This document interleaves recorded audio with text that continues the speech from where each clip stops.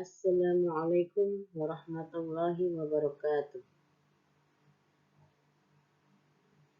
Saya Hindun.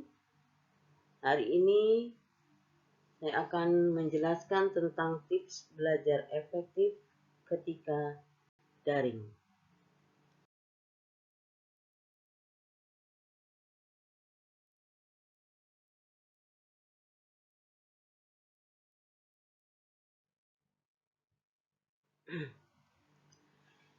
Sebelum kita mulai pada pembahasan, saya akan memperkenalkan terlebih dahulu dulu. Nama saya adalah Hindun.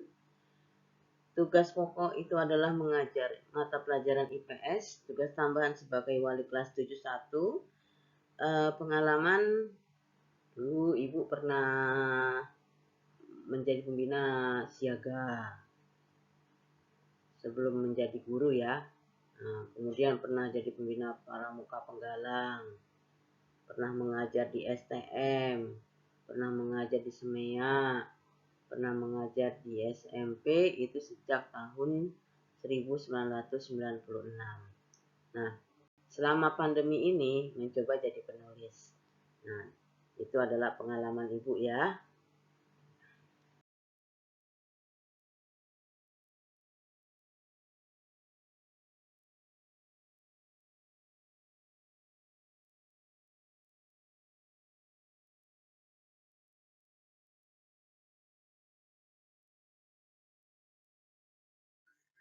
Jadi, dampak penyebaran pandemi COVID-19 di Indonesia itu memang sudah banyak membuat sekolah maupun perguruan tinggi memutuskan untuk meniadakan kegiatan belajar mengajar secara tatap muka dan menggantinya dengan metode belajar jarak jauh di rumah secara daring. Hal ini diterapkan untuk membatasi interaksi fisik secara langsung guna menekankan penyebaran virus agar tidak semakin meluas. Nah, kalau saat ini dinamakan dengan sebutan PPKM ya. Jadi itu merupakan dampak dari pengaruh COVID-19.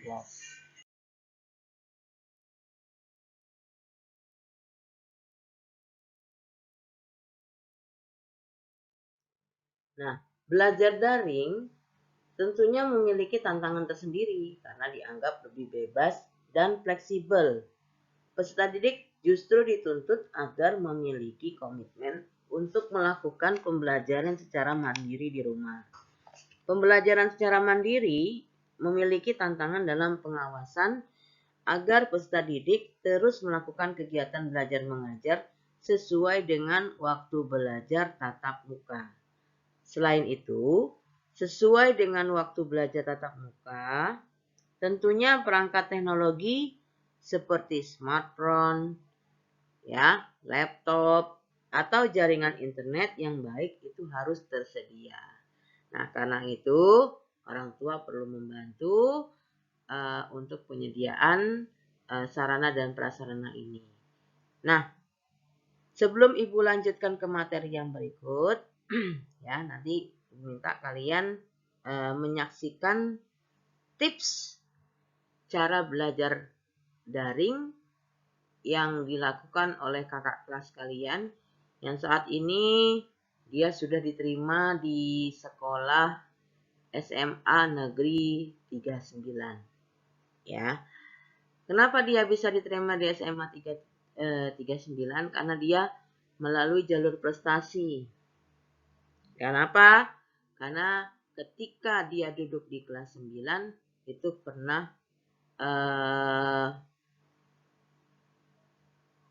menjadi peserta KUSN dari IPS dan mewakili Jakarta ya, mewakili Jakarta untuk menjadi peserta KUSN mata pelajaran IPS. Jadi sudah menuju ke tingkat nasional. Ya. Nah, kalian saksikan dulu ya videonya.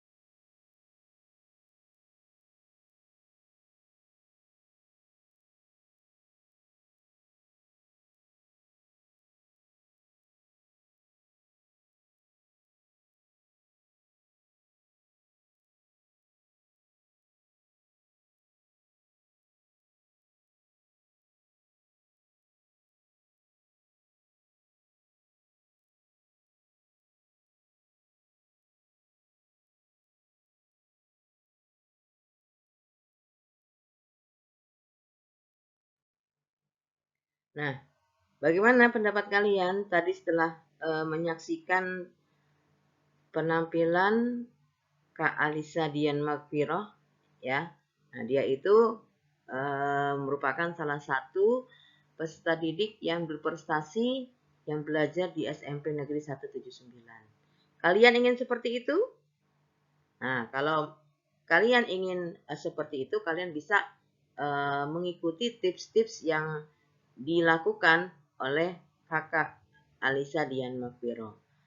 Lalu bagaimana untuk yang singkatnya? Nah, sekarang Ibu akan menjelaskan tentang bagaimana caranya agar belajar secara daring dapat dilakukan secara efektif. Yuk, ikuti langkah-langkah beberapa tips berikut ini. Yang pertama, kelola waktu dengan baik. Atur waktu belajar Anda agar tidak mengulur-ulur waktu dalam mengerjakan tugas. Nah, biasakan fokus dan mengerjakan tugas di awal waktu. Komitmen pengerjaan tugas tentunya akan lebih mudah dilakukan jika pihak sekolah atau perguruan tinggi menetapkan batas waktu pengerjaan tugas kepada peserta didik. Nah, ini jangan kalian ini ya, ketika nanti kalian sudah mulai belajar, jangan mengulur waktu. Misalnya kalau guru memberikan tugas, langsung dikerjakan tugasnya. Hari itu juga, karena kalau seandainya ditunda-tunda, maka pelajaran nanti itu akan numpuk terus-menerus. Ya, sehingga nanti menimbulkan rasa malas. Kenapa? Sudah kebanyakan. Ya, karena itu jangan lupa kelola waktu dengan baik. Ya, kelola waktu dengan baik. Ini yang langkah pertama.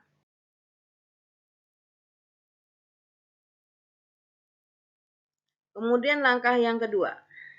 Nah, langkah yang kedua, carilah tempat yang nyaman. Nah, tempat yang nyaman itu merupakan salah satu kunci agar belajar tetap fokus loh.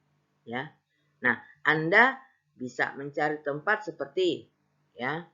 Siapa yang suka belajar di sudut rumah yang nyaman untuk belajar? Atau Anda juga bisa mendekor area meja belajar sekreatif mungkin ya untuk menambah semangat belajar Anda. Misalnya nyediain cemilan ya atau apapun itu. Atau misalnya ada yang senangnya belajar di teras. Oh, silakan.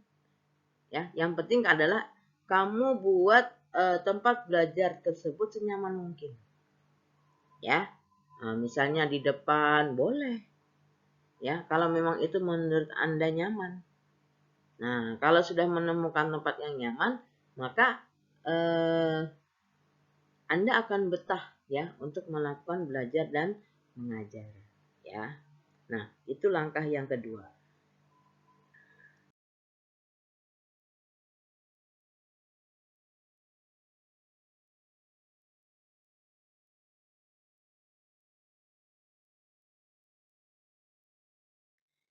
Nah, langkah yang selanjutnya itu adalah siapkan perangkat yang dibutuhkan. Nah, sebelum pembelajaran dimulai, siapkan dulu perangkat yang Anda butuhkan, baik itu laptop, smartphone, ya atau HP, ya, atau komputer maupun saklar listrik untuk mengisi daya perangkat Anda agar tidak kehabisan daya di tengah-tengah fokus belajar. Pastikan juga perangkat Anda terhubung dengan jaringan internet yang baik agar Anda dapat mengakses platform pembelajaran daring yang Anda butuhkan tanpa kendala. Ini juga penting. Ya. Jadi, sebelum belajar mengajar, siapkan dulu perangkat yang dibutuhkan. Ya. Dan jangan lupa ya, siapkan alat tulis. Alat tulis yang harus kalian siapkan selama pembelajaran jarak jauh itu berlangsung ya. Oke?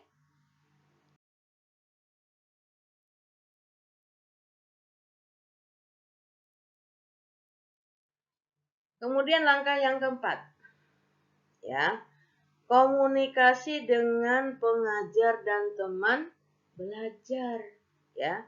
Jadi walaupun kalian dalam suasana PJJ, pembelajaran jarak jauh, ya. Nah, ini tetap kamu harus bisa berkomunikasi dengan pengajar dan teman belajar. Ya, Bu, saya nggak kenal. Oh, makanya nanti di dalam proses belajar mengajar, ya, itu kalau kalian harus bisa berkomunikasi dengan baik antara pengajar dengan teman belajar. Mungkin ada guru nanti yang memberikan pembelajaran dengan cara jarak jauh, dengan cara berbagi kelompok misalnya. Nah, di dalam kelompok ini kalian harus bisa berkomunikasi dengan teman-teman yang lainnya, ya. Nah, jadi walaupun dengan jarak jauh, ya, komunikasi dengan pengajar, ya. Nah, itu bukan berarti Anda bebas bersantai dan menunda tugas yang diberikan, ya, bukan. Tapi tetap jaga komunikasi dengan baik antara pengajar dengan teman belajar. Jika dibutuhkan, Anda juga bisa mengadakan grup chat khusus, ya, untuk membahas tugas yang diberikan. Nah, selain itu, Anda juga bisa melaporkan tugas setiap harinya kepada pengajar. Jadi, siapa nih teman kalian yang mungkin kalian bisa ajak komunikasi? Nah, ajak mereka gabung dalam chat group. Supaya apa? Supaya kalian bisa berkomunikasi dengan baik. Ya, jangan sampai di dalam chat grup tersebut itu terjadi perselisihan. Jangan sampai itu terjadi. Gunakan ini komunikasi dengan pengajar dan teman belajar yang baik, ya.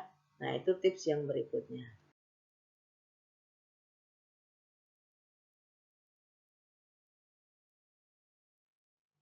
Nah, kemudian tips dari Ibu, ya, yang terakhir itu adalah jaga kebersihan.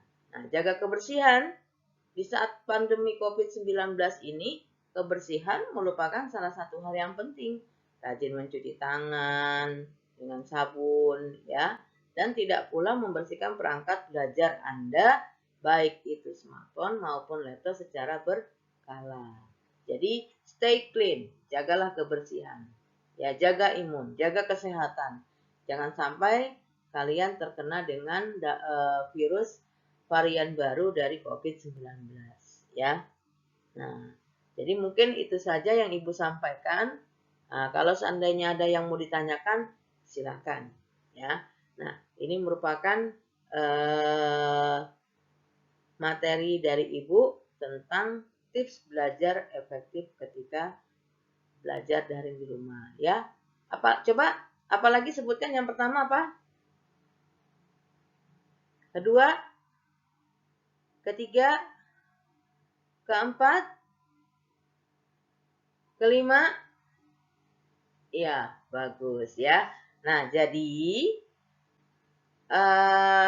itu merupakan tips-tips belajar yang singkat dari Ibu, ya. Semoga kalian bisa melaksanakannya di rumah selama pembelajaran jarak jauh itu berlangsung di SMP Negeri 179, ya. Di rumah jangan lupa jaga kebersihan dan jaga kesehatan, jaga imun supaya tetap sehat, ya.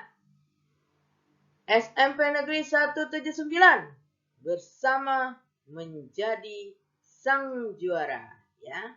Ya, Ibu mohon maaf apabila dalam penyampaian materi ini itu ada salah kata, ya. Ibu mohon maaf yang sebesar-besarnya. Ibu akhiri. Assalamualaikum warahmatullahi wabarakatuh.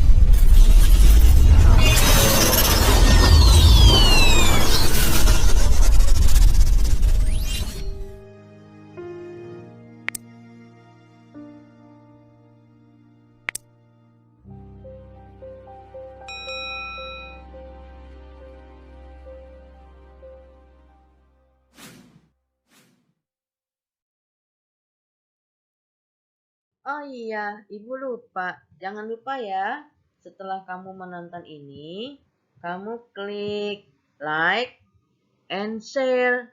Jangan lupa subscribe juga. Terima kasih. Bye.